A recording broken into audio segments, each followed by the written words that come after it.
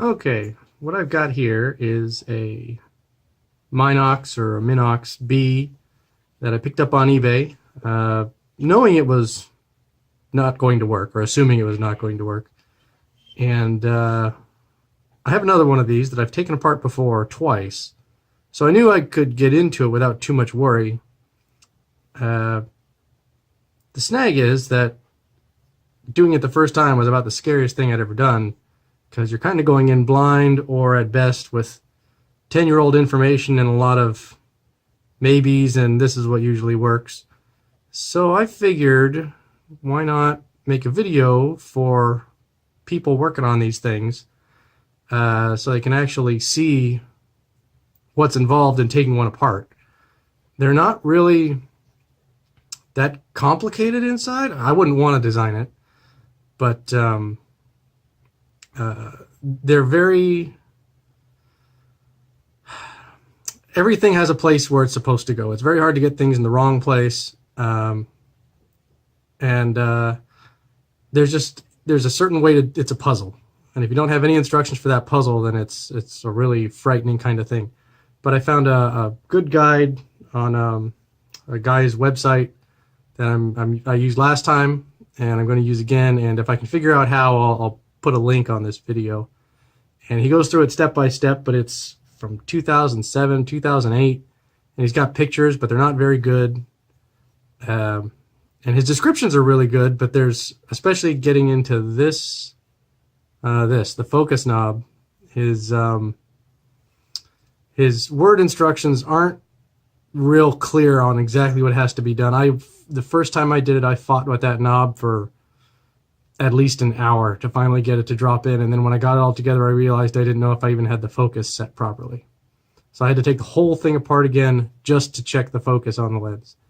So hopefully I can help somebody out and having to avoid that headache. And there's not a lot of tools involved. I've got none of these are good tools either. I mean, I suppose if you do a bunch of them, then you could invest in some nicer tools. But I've got a sharp pair of tweezers.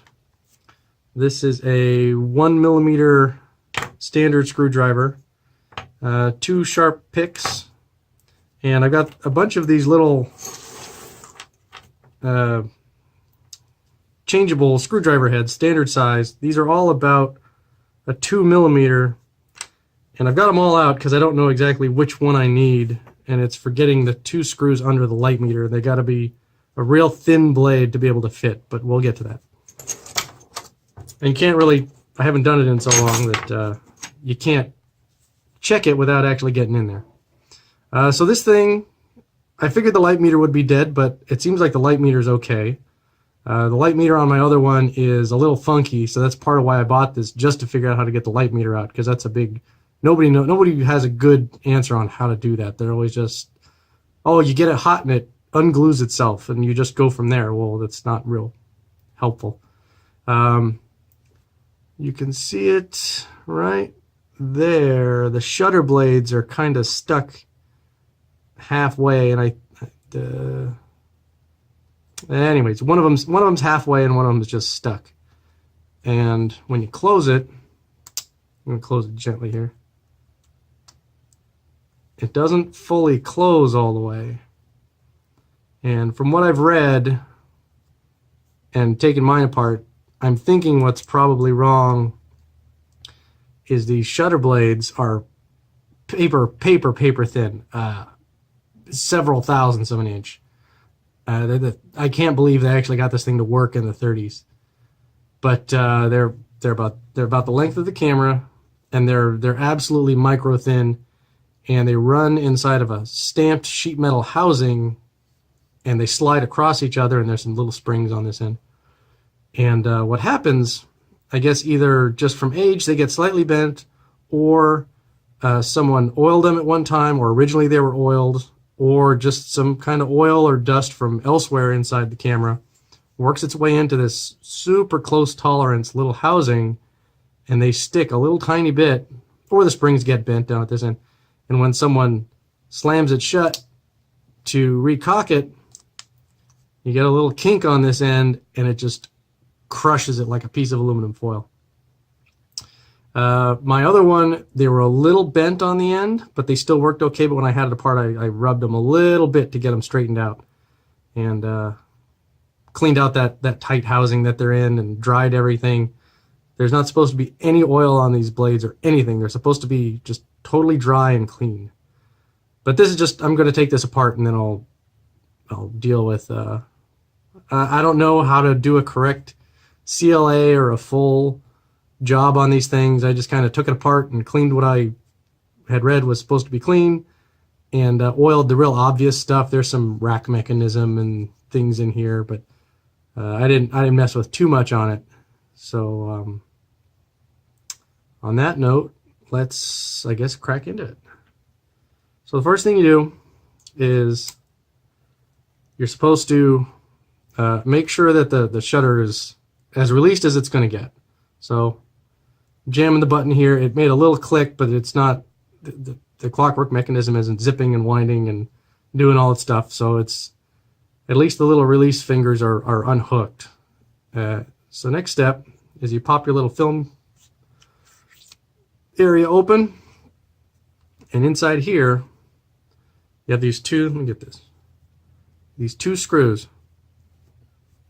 And the manual I'm using, he mentions that if they're still covered in black paint, then it's a pretty good chance that you're the first guy into it in its entire 40-year life at this point.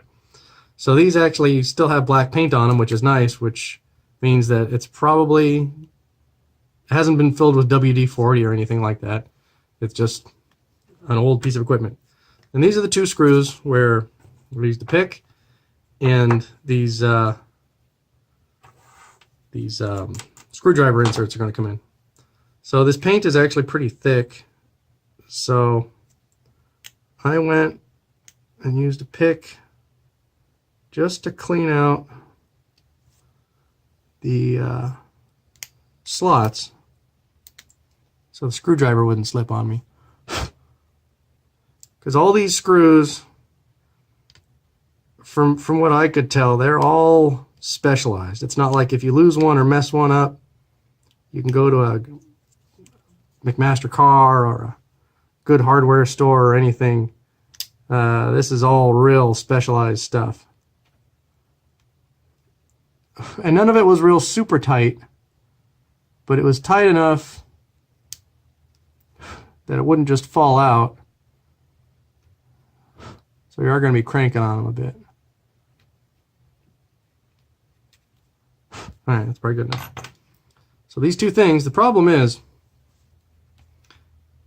you can get to them like this, but your screwdriver is running like that, and it's not really great. That's what I did the first time, and then after doing it once and slipping once, I tried this out, and this worked okay because, again, they're not super tight. So I think this one's about the right size. It's a 2.0, and it's just super thin. I've got a whole bunch of different sets of these, and I just happened to get one that had a super thin bit, but you could grind one down or file one. So I'm just sticking it in to that screw. Did I get it? Nope. Let's try the other one. Sorry about that. My memory card ran out, and man, this screw did not want to give up the ghost. I went through the bits I had, another screwdriver, and I ended up taking the bit that fit, grabbing it tightly in a pair of needle nose, and pushing it all together, and then got it to crack loose.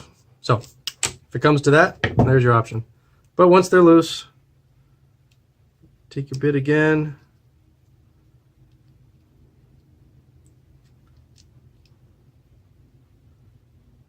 yeah, memory card ran out, and I realized that I was running at super high def, which I suppose there'd be a quality shift at this moment, but this is probably going to be a pretty long video anyways, so you can only ask for so much. So one's out, My workspace that I'm doing this at is an office that we're not using at my shop. I've just got some 11 by 17 white printer paper out that I'm working on, so it's clean and bright because those are about the biggest screws that are going to come out of this thing. So they're real short, just slotted head, and I've got a little stainless steel tray to keep all the stuff together. And as I said, a lot of this stuff is real specific for each place that it goes, so you don't really have to work real hard keeping track of the screws. It's still a good idea if you got a paint marker or you want to be able to separate them into small containers. It's not going to hurt. Okay, so next step, my shutter is released. Okay, so what that does, it removes this end cap here with the two flash contacts, and the flash contacts not, but the light meter is attached to a copper wire solid strand that runs along the front of the camera that goes up here, and that interacts with the filter slide to tell the light meter that the neutral density filter is on or not. And there's a little resistor in there and it just throws over. So you got to be careful about that wire so you don't go yanking on it and bust it off. If you did, I suppose you could just replace it because it's like I said, just a solid strand wire. It's not tucked in anywhere. It's nothing real magical. But, you know, it's enough trouble doing this already. Why make it harder? Okay, and so once you get that off of there, that is what's holding the light meter on, or if this was a Model 3, the end cap of the thing. But I think on a Model 3, this is what comes off. I don't know. I don't have one of those yet. So there's your light meter. Put that aside. So they have this little dangling end and the rest of the works.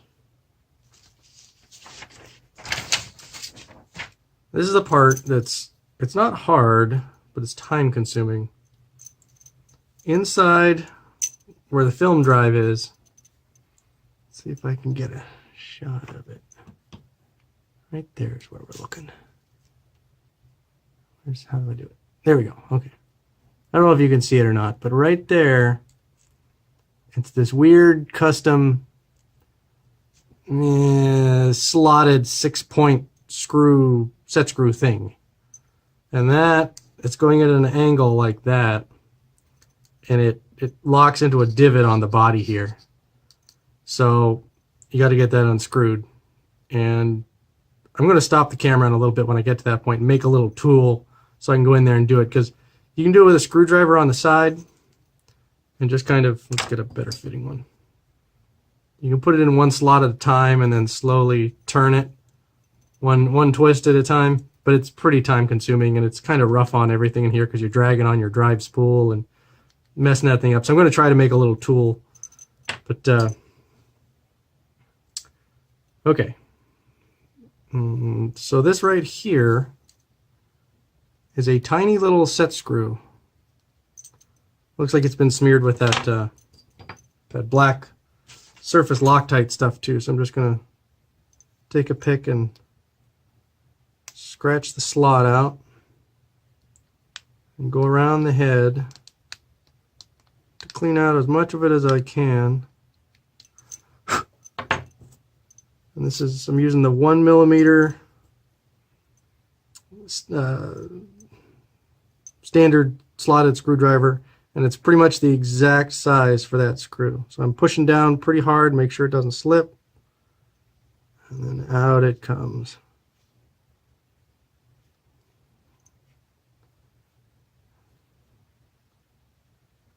Come on.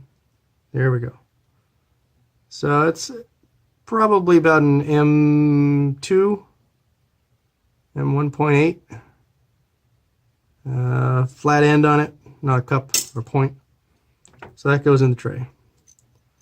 Okay, so just to show it with a screwdriver, I'm gonna do one turn on this